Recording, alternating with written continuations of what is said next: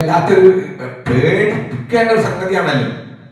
നിങ്ങളുടെ കേൾവിയും നിങ്ങളുടെ കാഴ്ചയും നിങ്ങളുടെ ഹൃദയവും കൊല്ലൂലായിക്കാൻ എല്ലാറ്റിനെ കുറിച്ചും നിങ്ങൾ ചോദ്യം ചെയ്യപ്പെടുക തന്നെ ചെയ്യും. അതുകൊണ്ട് പ്രിയപ്പെട്ട സഹോദരന്മാരെ, സഹോദരികളെ, നമ്മൾ ആലോചിക്കുക, ചിന്തിക്കുക. നമ്മളിൽ മാറ്റമുണ്ടാകാൻ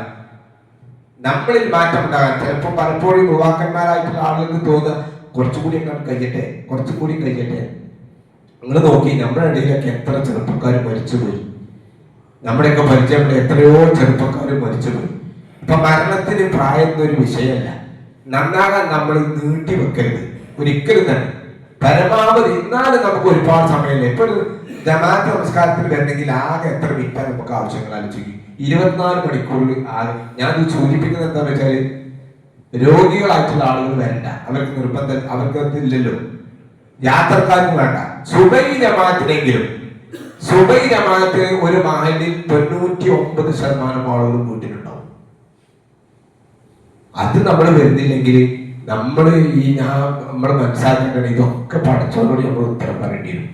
സംശയമില്ല കാര്യം. നിങ്ങളിതൊരു കേട്ടു പോകല്ലേ, ഇന്നത്തെ കുത്തുബയിൽ ഇങ്ങനെ എന്ന് പറയല്ലേ.